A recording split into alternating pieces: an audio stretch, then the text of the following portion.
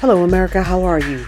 In a time when suspicion, misinformation, and division threaten to unravel our shared story, we believe it's time to listen again. Here on the Voices of Americans, we gather real people for real conversations, sharing truths, not headlines.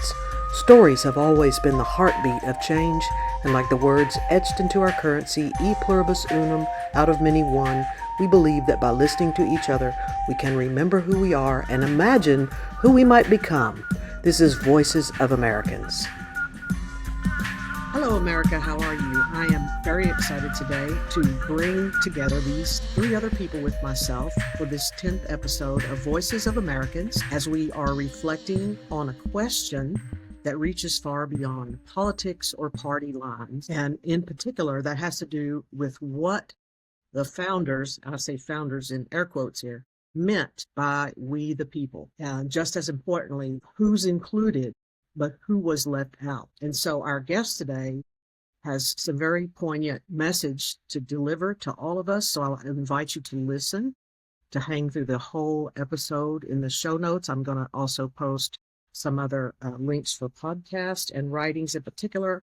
I want to make sure that you all have a chance to see this book that he co-authored together with Soong Chan Ra, and it's Unsettling Truths, the ongoing dehumanizing legacy of the Doctrine of Discovery. Today's guest, Mark Charles, offers no easy answers, but he does bring a deeply rooted invitation for all of us to examine the spiritual and legal frameworks that have shaped American life, frameworks many of us inherited without ever being asked whether they serve all people equally. Mark is a public theologian, a bridge builder, and a former presidential candidate.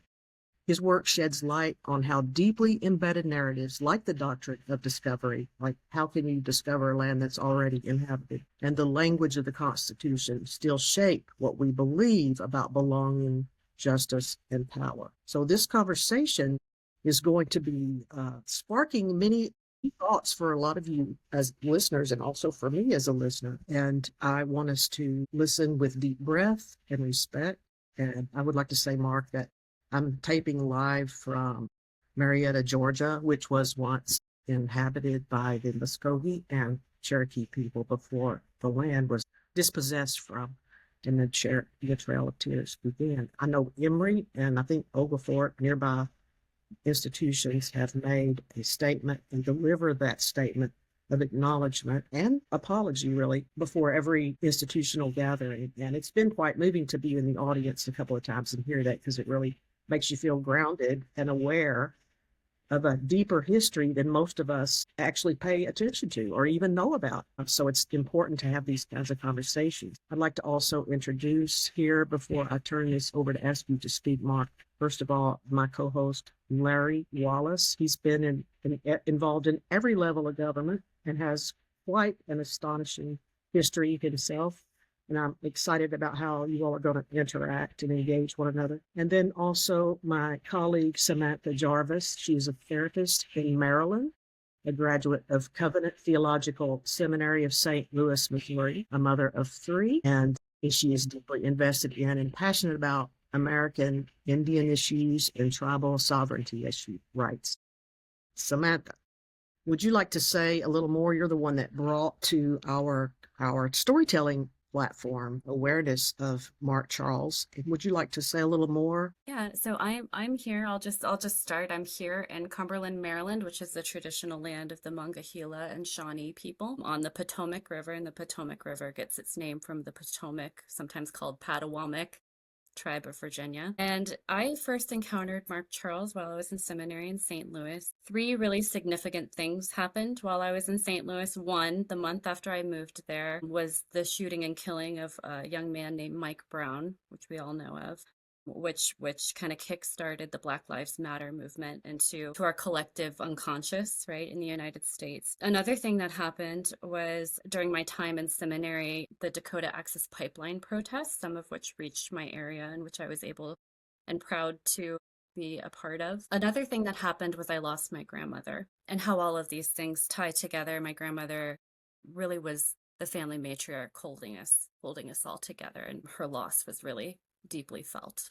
I was introduced to Mark Charles actually through a good friend of mine who is a white guy born and raised in Appalachia. And he got really into Mark's work while he was like researching in seminary different public theologians who were speaking about issues in the nation. And Mark's lecture, I think it was a TED talk, or no, it was your talk at Calvin Seminary that Ruben shared with me. And then your name just kind of kept coming up over and over again.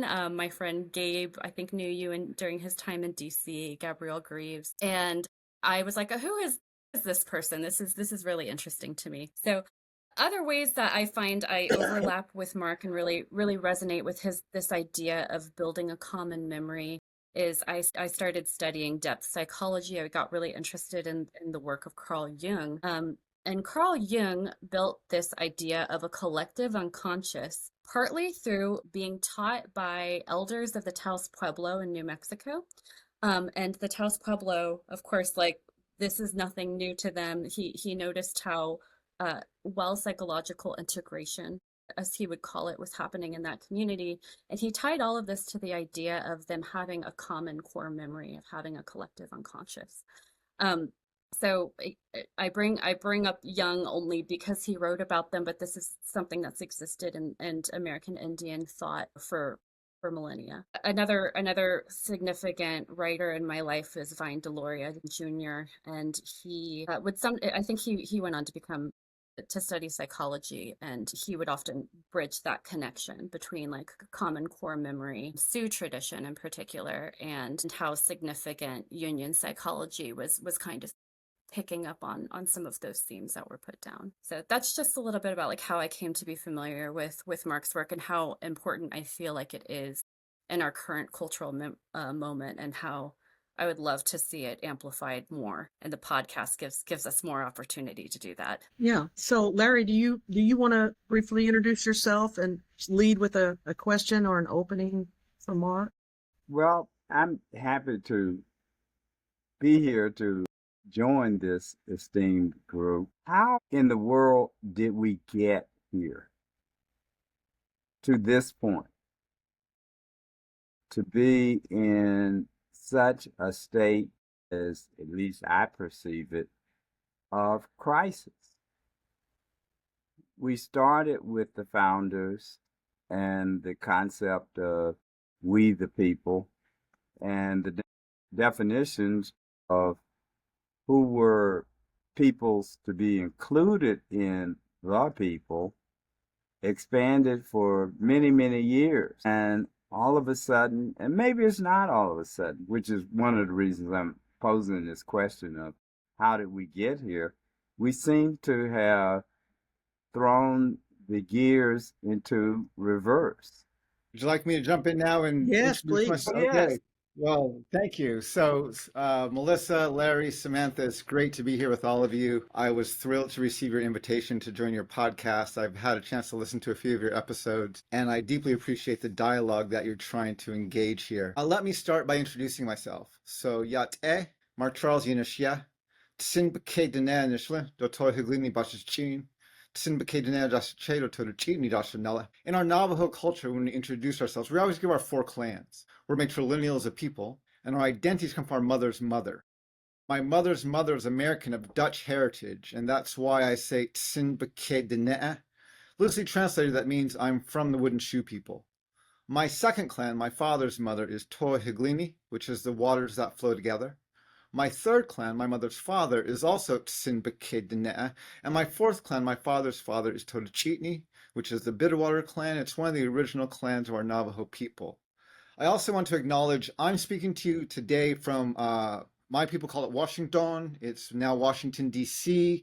I moved here from the Navajo Nation about 10 years ago, but these are the traditional lands of the Piscataway.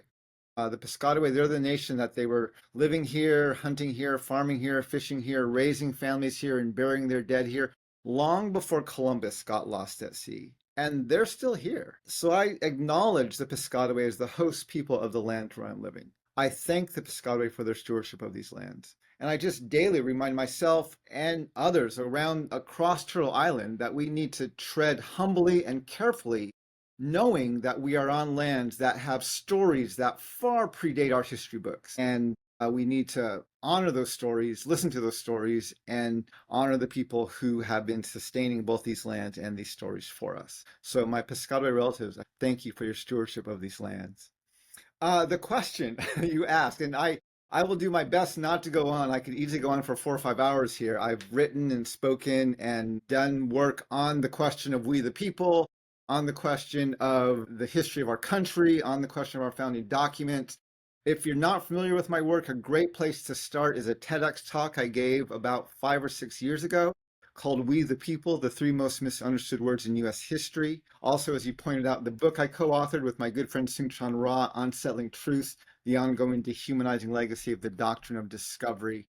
I also may draw in some work I'm doing for 2 new books I'm currently working on. My second book is called Decolonizing Faith. Okay. It's a part 2 to Unsettling Truth. Unsettling Truth looks at how the nation and the churches misuse the scriptures to justify things like enslavement and ethnic cleansing and breaking of treaties and stealing of lands. And so it questions the United States, it questions the Western church, but it doesn't question the scriptures, right? We don't critique the command God gives in Deuteronomy for the people of Israel to kill everybody living in Canaan. And people ask me, why did you not critique passages like that? And I said, well, this book is not about questioning scripture. This book is about telling white Europeans they're not God's chosen people and Turtle Island is not their promised land. But as we got through writing that book and as we went on over the past 5 years, I realized we actually really do need to address that.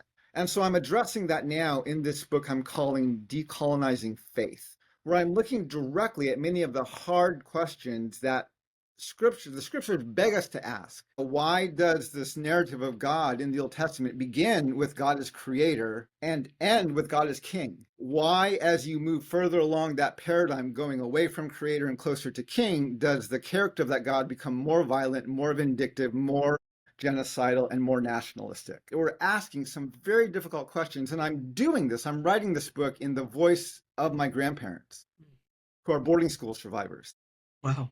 Wow. And what I'm trying to do is to give voice to the questions that I would imagine they would have wanted to ask had they been given the agency and the opportunity to do so.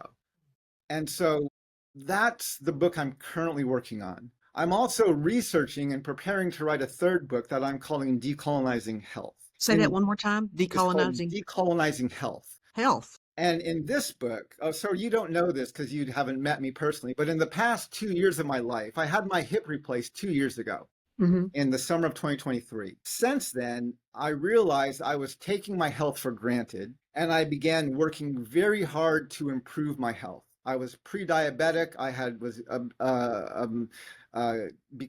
having sleep apnea. I was just had a lot of really poor health measures. And over the past 2 years, I've changed nearly every measure of my health. I've lost 60 pounds intentionally. I have got rid of my sleep apnea. I am no longer not even close to being pre-diabetic. I sleep better. I move better. I went from walking about 4,000 steps a day to about 14 to 15,000 steps a day. I've made my life walkable. I eat healthier and better. And I did it all without joining a gym and without going on a diet. Wow. Those were my 2 primary objectives. I just made my life more sustainable.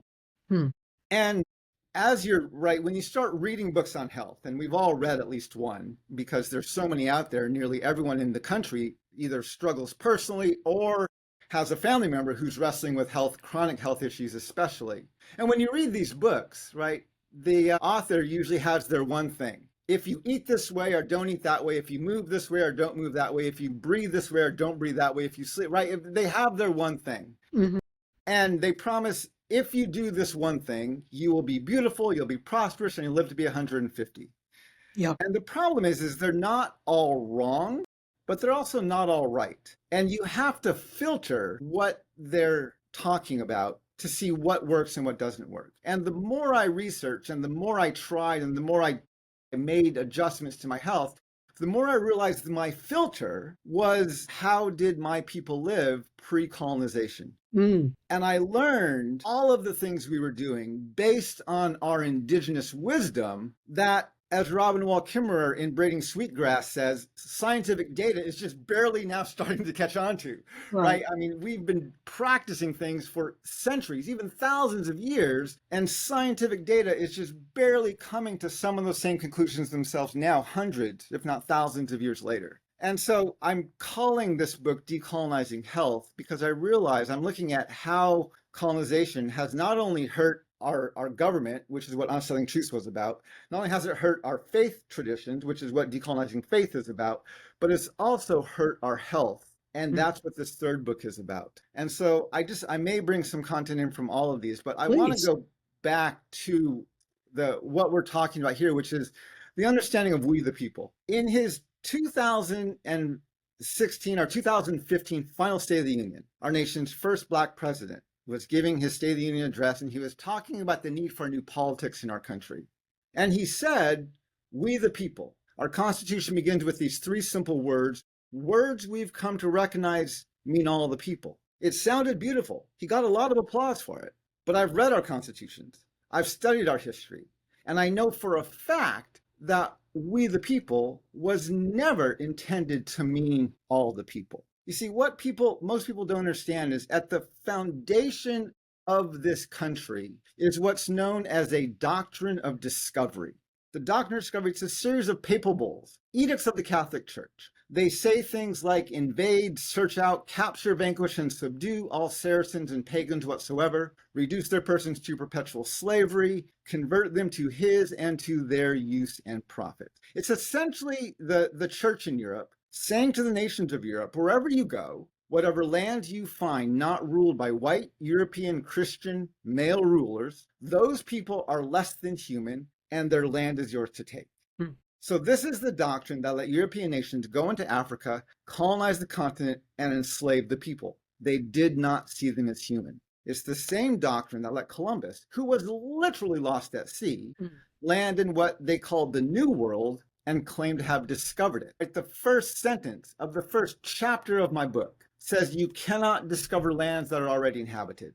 You can conquer those lands, you can steal those lands, you can colonize those lands, but you can't discover them unless your worldview, and better yet, your church tells you that the people already living there are not fully human. And so the challenge is not only was this land discovered by white people based on their doctrine of discovery, but it was built, written, rooted into the foundations of the country. So in 1763, King George draws a line down the Appalachian Mountains, and he says to the colonists who are living here that they no longer have the right of discovery of the empty Indian lands west of Appalachia. This upsets the colonies. They want access to those lands. So a few years later, they write a letter of protest. In their letter, they accuse the king of raising the conditions of new appropriations of land. And they go on to state that he has excited domestic insurrections amongst us and has endeavored to bring on the inhabitants of our frontiers, the merciless Indian savages. Most people have no clue that 30 lines below the statement, all men are created equal, the Declaration of Independence refers to natives as merciless Indian savages, making it very clear the only reason the founding fathers used that inclusive term all men, because their definition of who is human was incredibly narrow. The Constitution is no better, right? It sounds inclusive, we the people of the United States. Read just a few lines later, Article 1, Section 2.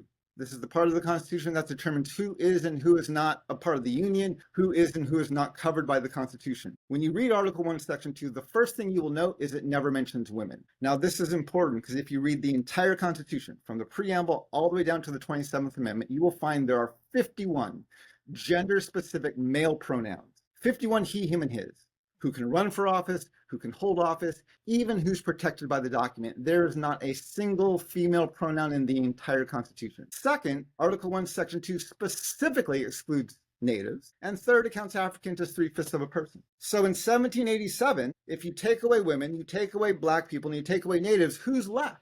Yeah. White men. And technically, to vote, you had to be a landowner. When I was running for president in 2020, I would tell people who came to hear me speak, we don't like to acknowledge this, but the reason we have a constitution, the purpose of our constitution, is not to protect anyone on this call. It's not here to protect women. It's not here to protect Black people. It's not here to protect Native peoples. The purpose of our Constitution is to protect white landowning men. If President Obama tried to do a third, a quarter, a tenth of the things that President Trump has done or is doing, he would have been removed from office quicker than you could raise your hand, and probably put into jail, right? I mean, he would be unbelievably how quickly. The problem is the reason Donald Trump gets away with so much is our Constitution literally was not written to hold people like him accountable. That's not why we have a Constitution. We have it to keep people like Donald Trump in power, not to hold them accountable.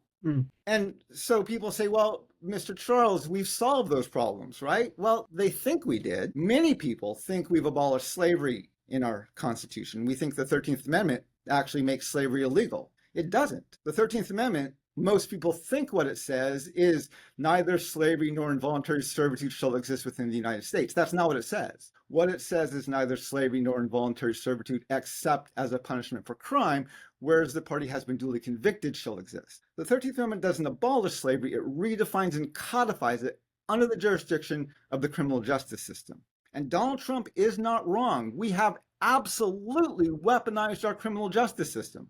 This is why he needs to pardon his supporters who stormed the Capitol, as well as his father-in-law. And this is why Joe Biden needs to preemptively pardon his family and his staff, because our criminal justice system is absolutely a weapon and cannot be trusted. The problem is white people have more tools at their disposal to use it to protect themselves than people of color do, which is why we have the highest incarceration rate of any country in the world, and we incarcerate people of color at 3 to 5 times the rate we incarcerate white people. And so the point I try to make, and I tell people this is why on Selling Truth, it's done well. We've sold about 30,000, 35,000 copies of the book, but it was never a national bestseller. And the reason is because we make a very bipartisan critique.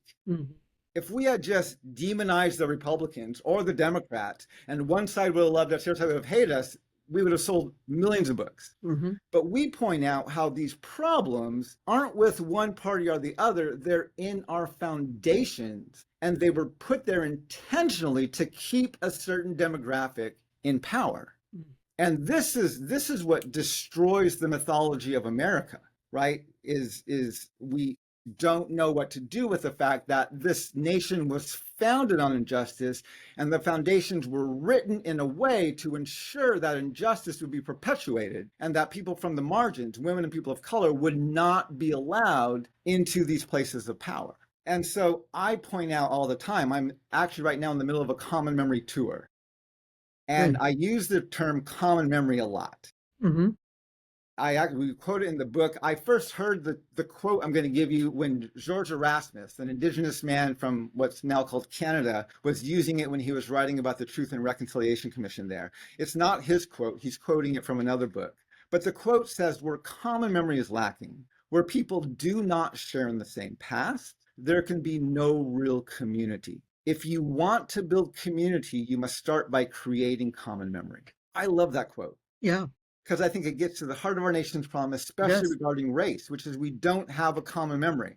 We have a white majority that remembers this mythological history of discovery, expansion, opportunity, exceptionalism. And we have communities of color and other people from the margins with the lived history of stolen lands, broken treaties, Jim Crow laws, segregation, internment camps, mass incarceration, families being ripped apart at our borders, and we have no common memory, which is why there is no point in U.S. history that we can look back and say, oh, remember those years where we used to have healthy community across racial lines.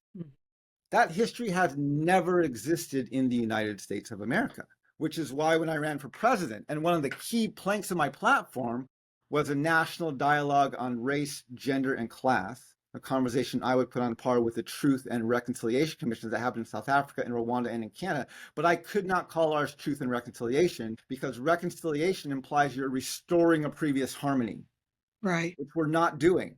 This thing was begun in brokenness. We have to have conciliation. We have to mediate these disputes and these differences really for the very first time. And that's the work I'm a part of. That's what I'm doing right now. That is what I've been giving myself to for the past 2 decades, because I've been trying to find a way to teach this history, to create this common memory, and to help our nation learn how to, as my Navajo people would say, walk in beauty. Walk in beauty. That's right. I think you're right, Mark. And I think that the Constitution also is not a very positive document. It's a very negative and constraining document. People talk about certain rights, the right to freedom of religion, freedom of speech, freedom against self-incrimination. What the Constitution really says is that Congress and our federal government shall adopt no laws that inhibit those things.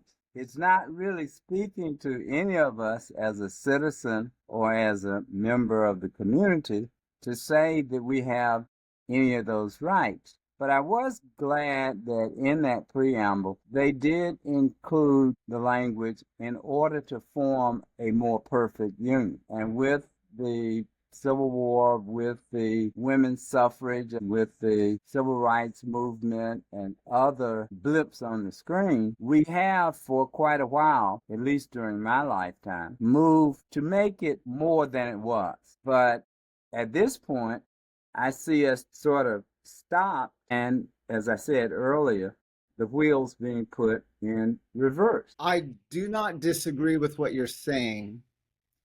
One thing, I agree with you. Our Constitution does not specifically name some very positive values. So most U.S. citizens have not read the Constitution as an adult. I did this a few years ago. I was so appalled. This is when I started counting the male pronouns in the Constitution. And one of the things I recognized that was when I was running for president, I would literally tell my audiences, if you think our Constitution was written to protect everybody, get into a diverse group and read the document out loud. You will be embarrassed and shocked at how quickly our Constitution turns racist, sexist, and even white supremacist. Mm-hmm.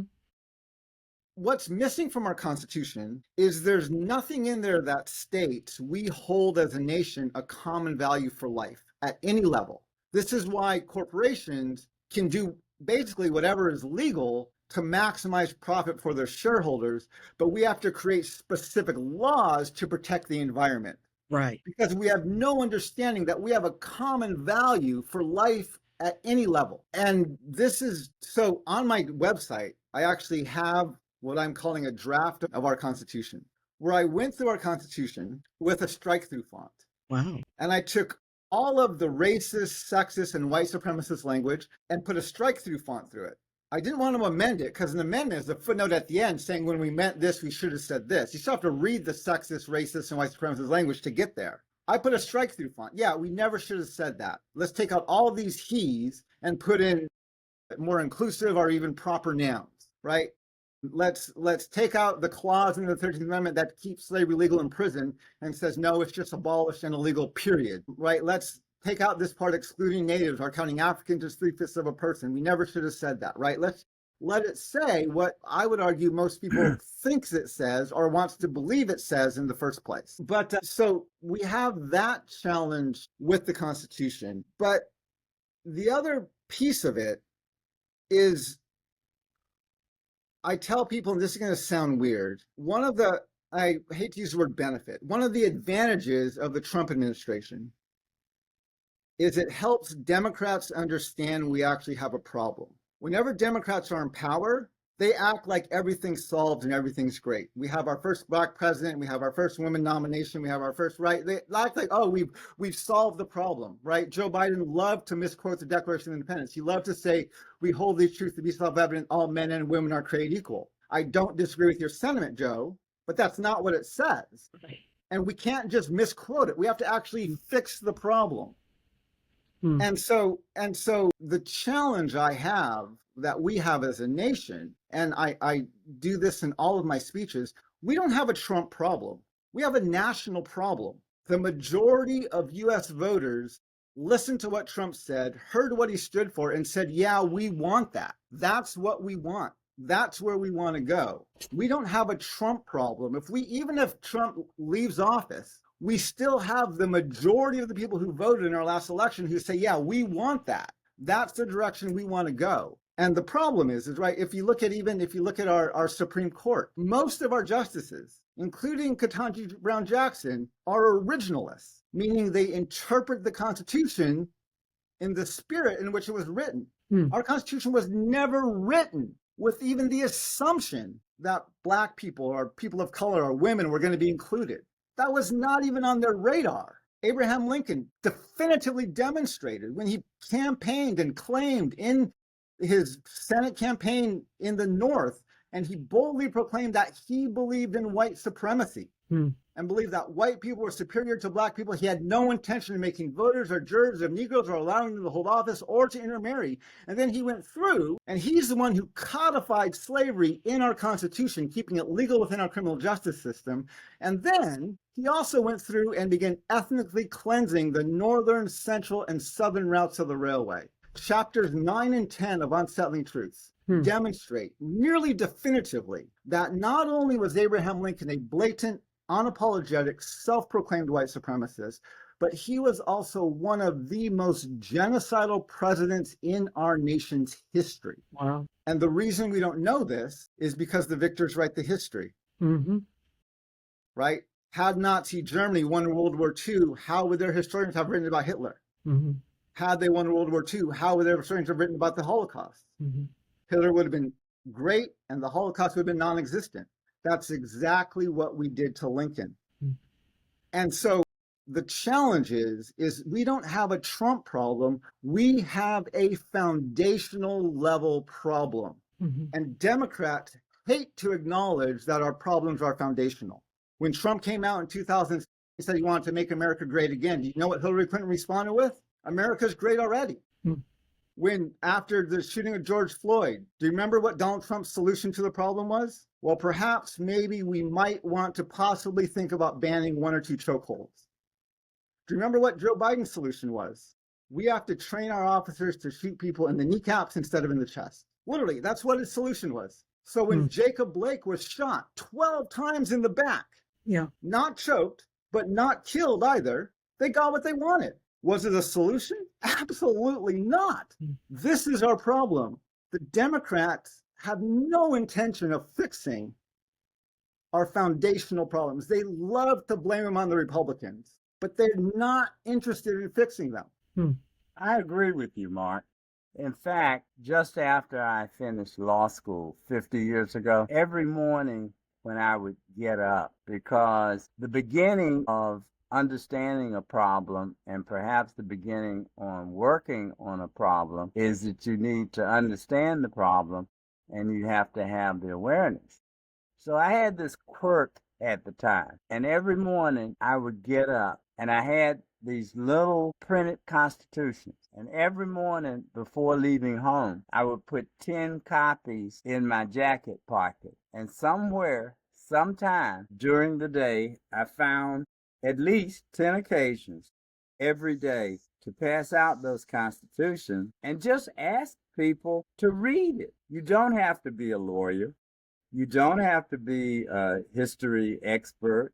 You don't have to be a politician or some kind of professor of political science. If you just read the document, I think most sane people would come away with an understanding similar to yours, that there is no great and wonderful concept embodied in that document, and there wasn't that intent. And in fact, the percentage of people that were elevated by it, which is similar to the percentage today, was something around 5%. Close to 95% of us were left out of or enslaved by the Constitution. But to begin to struggle with that, you need to, in my opinion, understand that that's where you start. And then you've got to work very hard against very powerful forces to change it. Right now we have a powerful voice, but with the cicadas behind you, we're hearing, it just kind of serves to remind you that. Well, you got to understand, I practiced environmental law for Exactly. most of those 50 years. Yeah, that's Yeah. right. I know. Yeah.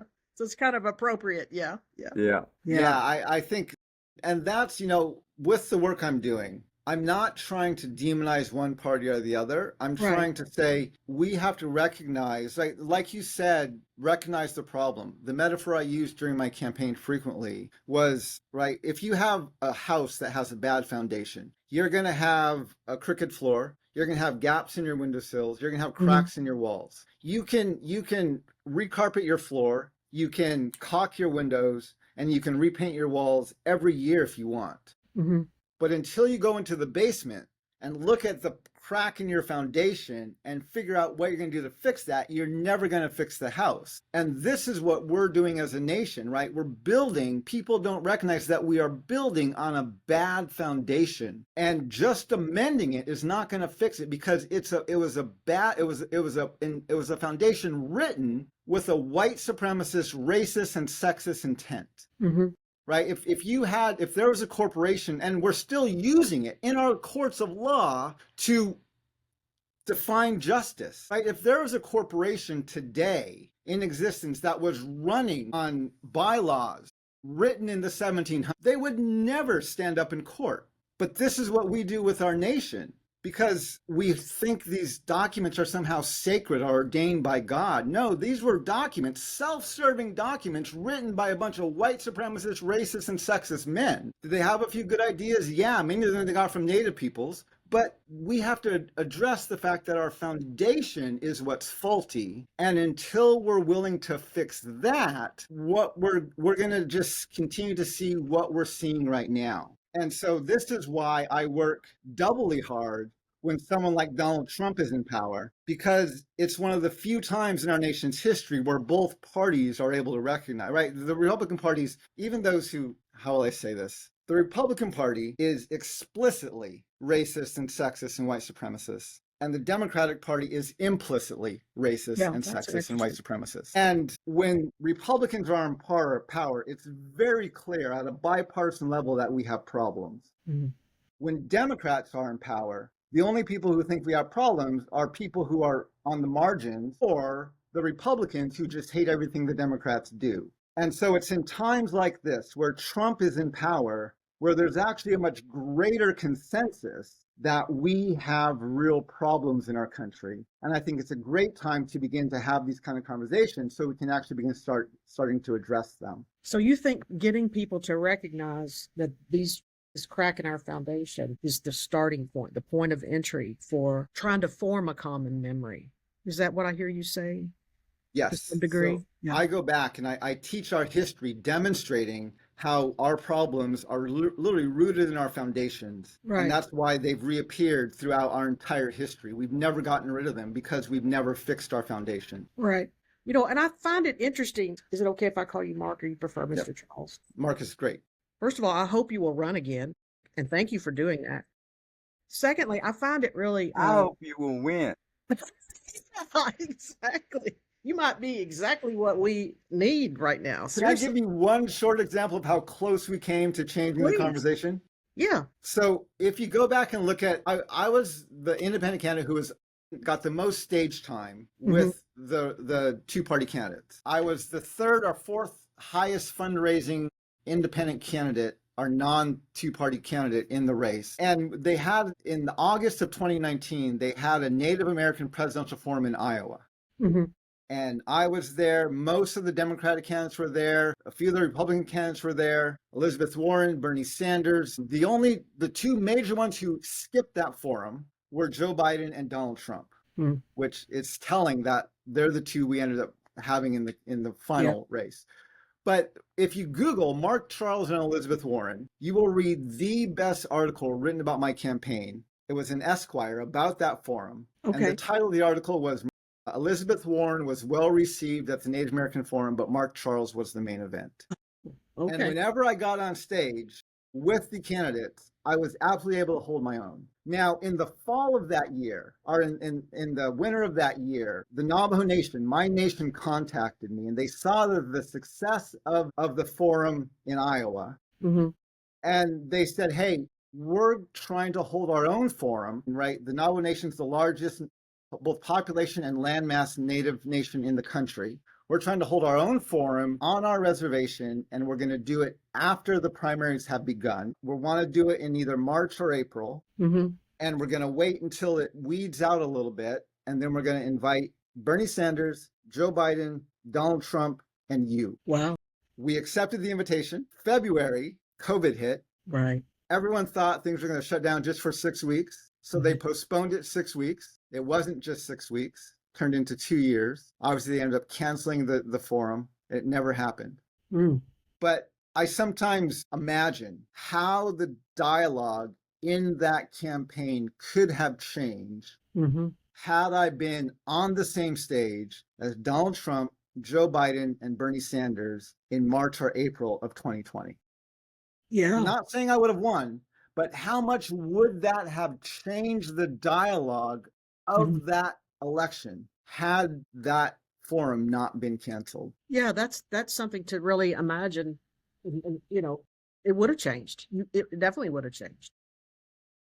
So anyway, I was just going to say, I think it's interesting that you come at this through a Christian narrative as a Christian minister, given that that's not your native, at least from your father's side, your native mythology or set of stories or larger narrative, and that you also are bringing into this as a representative who was a part of the dispossessed, right, of the landmass. You're coming back to say, hey, we're still here and this is our land. And, you know, you're doing it through a document that sort of was superimposed upon the brilliance of your own ancestral heritage. So, like, how do you re-enter these awkward narratives and constructs from a more deeply rooted presence? So in the introduction to this book, and I'll give you a link that you can, people want to buy a signed copy of my book, they can get it from my website. I'll give you a link for that. But in the introduction to this book, I talk about a practice. I moved back to the reservation probably 25 years ago. We moved there from Denver, Colorado. And I began a spiritual discipline that my people have been doing for hundreds of years, if not even longer, which is the discipline of waking up in the morning, going towards the east, and watching the sunrise as you greet it with your prayers. And I began doing that when we moved there back in 2002. Now, most people, right, when you see a sunrise, Easter service, or you have an early flight, it's always breathtaking. It's always captures your attention. But when you watch the sunrise day after day, week after week, month after month, year after year, and eventually decade after decade, it does something to you at a spiritual level that is almost hard to describe. And I have learned more about Creator from my experience of watching the sunrise than I ever learned by studying a book. Yeah. And that makes sense, right? It's not that the book is necessarily bad, but if you want to know Creator, where's the best place to learn about Creator? By being a part of and in creation, or by reading a book. And so in the book I'm working on right now, called Decolonizing Faith, I've been speaking about it around the country. And I warn audiences, I say the purpose of this book, the reason I'm writing this book, is to cause a crisis of faith within the church. That's my stated goal. And I'm not doing this to debate theologians or even to debate pastors or clergies. I'm doing it to empower the people sitting in the pews, especially those from the margins, to give them a space to ask questions about the doctrines and teachings that keep them in a state of oppression. And had you told me 10 years ago, even 5 years ago, I was going to be writing this book and asking these questions, I would have literally said to you, really, when did I become a heretic? At what point did I leave my faith and just start questioning everything? Even though I'm writing this book, I'm asking these questions, I still call myself a Christian, but I recognize I'm asking questions that most Christians don't ever ask. And the reason I'm asking these questions is because when I read certain parts of the book, after 25 years of watching the sunrise and knowing intimately who Creator is and what Creator does, there are certain parts of the Bible where I read these stories and say, yeah, that's not Creator. That's not what creator does. Why do you have this narrative or this story in your book when it's clearly not who creator is or what creator does? And those are the questions I'm beginning to ask people, and I'm trying to give people the power to ask. As a Native man, one of the questions I get asked frequently, especially as a Christian, is why so many horrible things the church has done to your people. Why do you still follow this faith? Why are you still a Christian? Mm-hmm. And what I'm doing with this book is I'm saying to the church, that's a fair question. And I have some thoughts and reflections for you. But you need to ask this question yourself. Now that I've told you the horrible, horrific things your church has done in the name of God and country, why are you still a Christian? Why have you not denounced this faith and walked away from it? Knowing, and it's not just the legacy of the past 20, 30, 50, 100 years. This is 1,600 years of colonial, genocidal, dehumanizing history. Why do you still practice this faith with this overwhelming amount of evidence of how wrong the actions of this institution has been?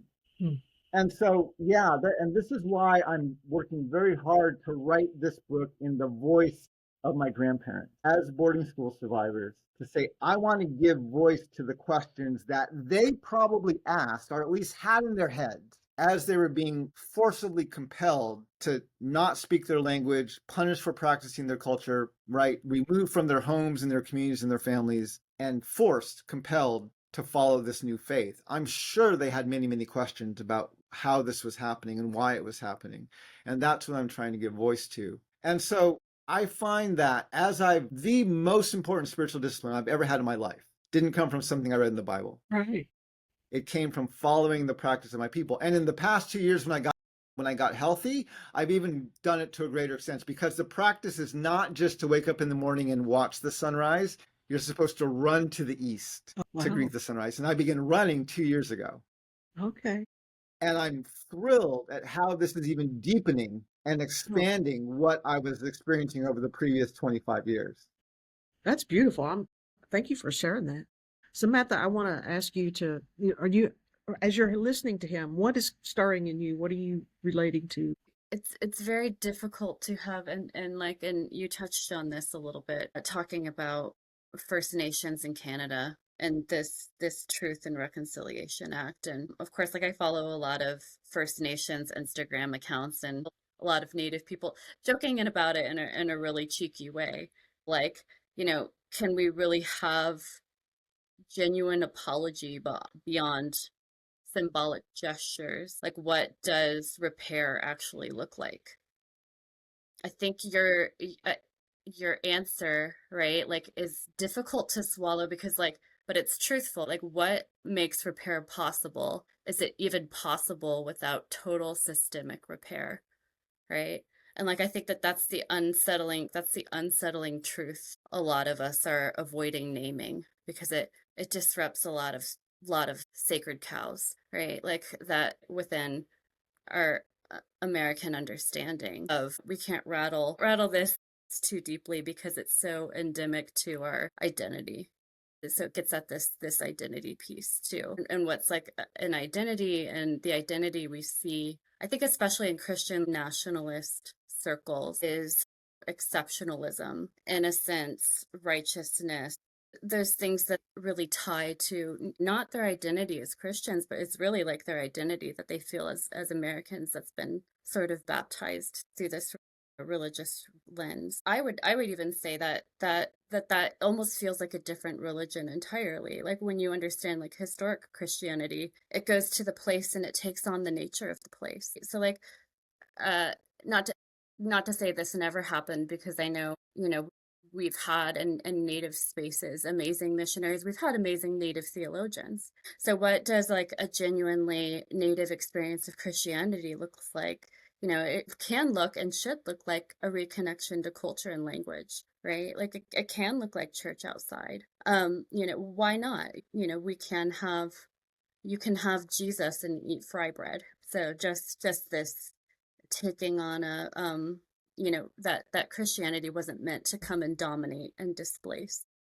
that Christianity was coming to uphold and affirm value, that every human being, like the idea that all men, right? The phrase all men are created equal was warped, but the idea that every human being has a soul with infinite dignity, value, and worth, that doesn't come from the Constitution. Like, that comes from the Creator. Yeah, given the rosy picture we painted today of our flawed Constitution, of our hypocritical religious communities, and of the othering that our country has tended to do, I just wanted to ask you, Samantha, you had less to say than some of the others of us. If the awareness goes up of what we've discussed today, why shouldn't we all just give up and walk away?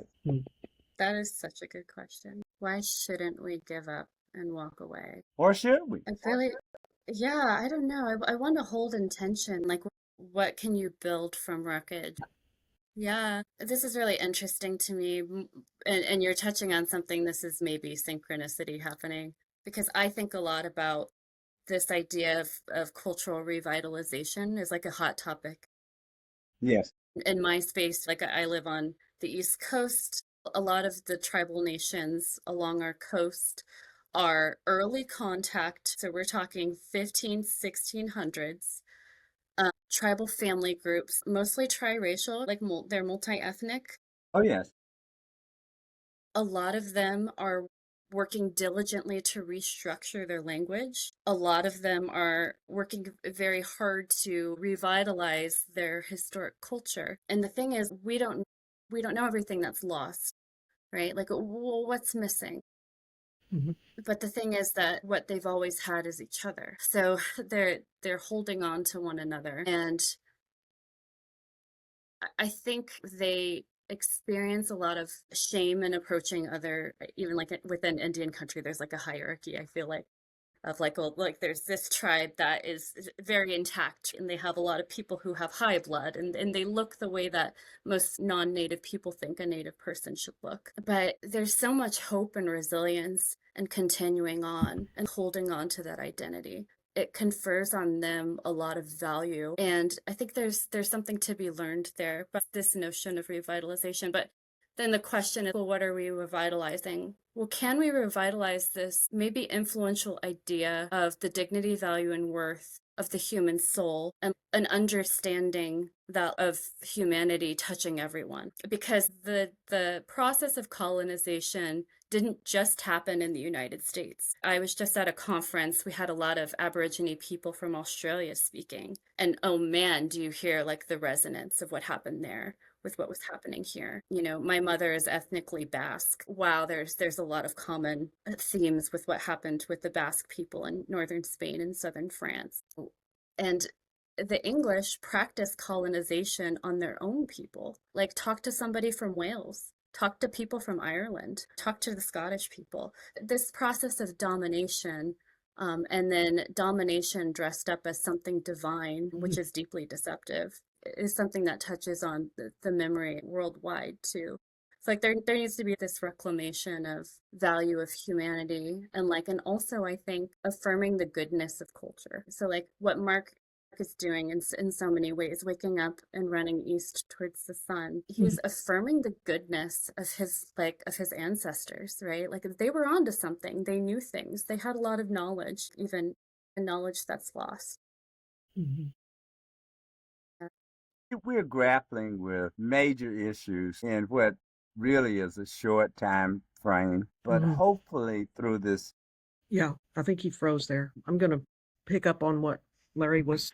Mark, we have been about a storytelling platform where we bring people together from multiple perspectives and go through 9 sessions of telling stories that are personal about where we live, work, and play, and then telling stories that are communal or contextual, where we live, work, and then getting into the corporate value systems and telling those stories of who's the neighbor that's right next to this corporate setting that's down the street, is the entity engaging with surrounding communities, and basically coming at from a re-examination of loyalty and trying to establish those loyal working connections. So that's one way in which we have been trying to devise, based on the work primarily of Dr. Howard Thurman. I'm sure you've heard of him. So that's partly what we've been about and how Samantha and Larry and I got connected. But I really hope that you will. Obviously, we lost Larry here. I guess his internet fell off. I really hope that you will feel encouraged by our collective support here of your statement. And I'm very glad, Samantha, that you brought Mark Charles into this setting. And I do want to get that link from you so I can put it in the show notes. And I'm going to start following you more closely. I hope you will run again. But do you want to say some closing words here? Yeah, I love the question that Samantha was answering about what do we do and why do we move forward? Why do we not just give up? And I will freely admit there are so many times where it's so easy just to say, how do you even make a change at such a systemic level? And I remember, I'll share this short story. Our family moved from Denver, Colorado back to the Navajo Nation. And we moved there so I could actually live on the reservation and understand my history and my language and my people. I never lived on the reservation before. And we wanted to live in the most traditional way we could. We moved to a sheep camp 6 miles off the nearest paved road on a dirt road.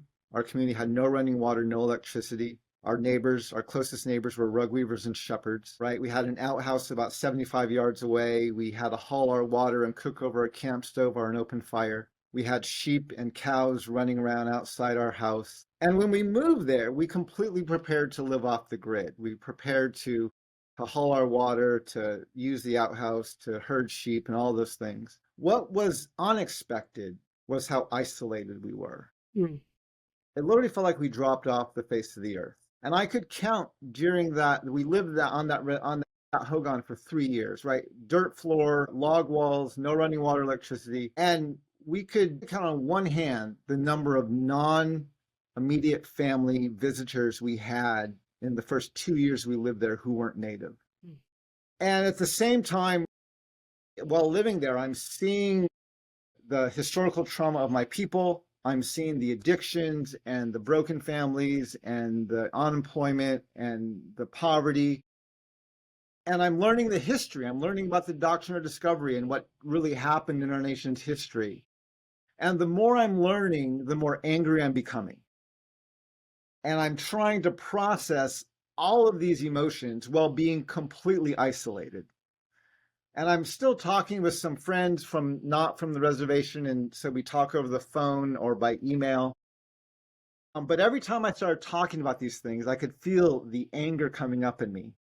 And I'd have to bite my tongue, right? And so I wouldn't start yelling at my friends. So I learned how to talk about these things in the third person, like I read them in a newspaper, which let me stay in the dialogue longer. But the longer I was in the dialogue, the more defensive my friends got. Well, we didn't do that to you. That wasn't my family or my church or my nation or my state that did that, right? And soon they would hang up the phone or just shut down.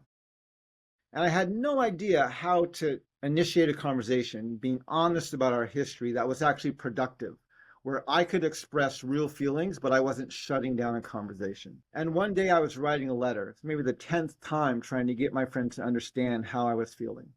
And in my letter, I said to them, being Native American and living on an Indian reservation, it feels like our Native communities are this old grandmother who has a very large and very beautiful house. And years ago, some people came into our house and they locked us upstairs in the bedroom violently. Today, our house is full of people. They're sitting on our furniture, they're having a party inside our house. Now, they've since come upstairs, they've unlocked the door to our bedrooms. But it's much later. We're tired, we're old, we're weak, we're sick, so we can't or we don't come out. But the thing that hurts us the most, what causes us the most pain, is that virtually nobody from this party ever comes upstairs, seeks out the grandmother in the bedroom, sits down next to her on the bed, takes her hand, and simply says, "Ahihat, thank you for letting us be in your house." Yeah. I wrote that, like, that's it. That's exactly what I'm feeling. I shared that with some people in my community. This one man who had lived on the reservation most of his life, he said, "Mark, I've always struggled to articulate how it feels to live here, and you're hitting the nail on the head."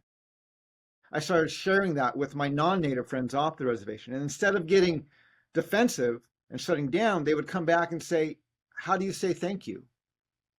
What does it look like to express gratitude to Indigenous peoples? And what I loved about that metaphor is it changed the paradigm of the conversation. Instead of talking about victim versus oppressor, we're talking about what I think is the true heart of the matter, which is a reversal of roles, right? We have a nation with a majority population who are undocumented immigrants. Most of them are white and from Europe. They've never asked for, nor have they ever been given permission to be here. They have no treaty that they can point to that says this is why we're on these lands. All they have is a doctrine of discovery, which they reference as recently as 2005 as their legal precedent for land titles. And they act like they own the place. And we have native peoples who have been pushed aside to the reservations, to the margins of society. And we're treated like unwanted guests in someone else's home. And what my work is about is I am trying to convince the majority population that in some very real and practical terms, they are guests in someone else's house. And I'm trying to empower our native peoples to stand up and assume our role as the host peoples of the land. Because what this land is missing is a host. It's led by and empowered by people who know in their heart of hearts they have no right to be here. This is why Donald Trump is trying to get his face painted or carved into Mount Rushmore, and why he's renaming mountains like Mount McKinley, that was Mount Denali, back to McKinley, and why he's renaming the Gulf of Mexico to the Gulf of America. He's trying to create a creational myth of this is why white people are here. See, we have the Gulf, we have this mountain, we have these other, but that they know in their heart of hearts, they don't belong here. And they've never asked for, nor have they ever been given permission to be here. And one thing that white people cannot buy, steal, or pillage for is permission to be here. That happens through relationship. It happens through relationship. And so people say, well, Mr. Charles, a simple thank you is very simplistic. I'm like, well, the thing a thank you requires is it's a recognition that this isn't your house. And what a thank you can help do is empower the grandmother to step up into her role as the host of the house. And I'm convinced that is at the heart of our nation's problem, is we have hundreds of millions of white people who have no clue where they belong. And they're willing to do anything to create their own myths about where they're from and who they are. And they have no clue how to deal with their own history and their own past and the things they're standing on. And they don't recognize that that sense of belonging can only come from the host people of the land and through relationship with us. And that's what I'm trying, right? That's the counter to Trump. Yes. That's the counter to our foundations, is we have to recognize that how white people entered here in the first place was deeply flawed, and we have to go back, right? You can't pay for it. You can't reparation your way out of it. This goes back to the beginning and basically saying we have to start over from this. Yeah. There's this old Charlie Hill joke. Charlie Hill's a Native American comedian, and he used to say, if you feel like America's broken, you need to ask a Native person because we have the owner's manual. It's like one of his classic jokes. Yeah. Mhm. I remember seeing a video years ago, and I think it was you talking about the image of the grandmother in the attic. And the thing that struck me most when I first saw, I think you were like walking around, maybe your daughter was with you filming out in Gallup.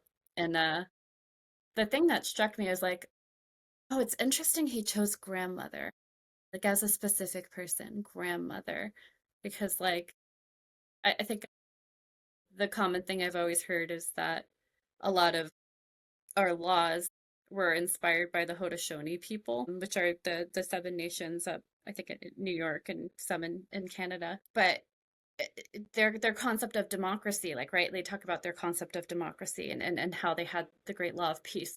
What doesn't get spoken of is all of the representatives of the clans and those tribes were older women, because in wartime, right, who bears the brunt of the cost of war most is women, right? So just the amazing wisdom of who was coming to the table to help shepherd the community. And that's an amazing tradition, that I would love to see brought into the forefront, in these times.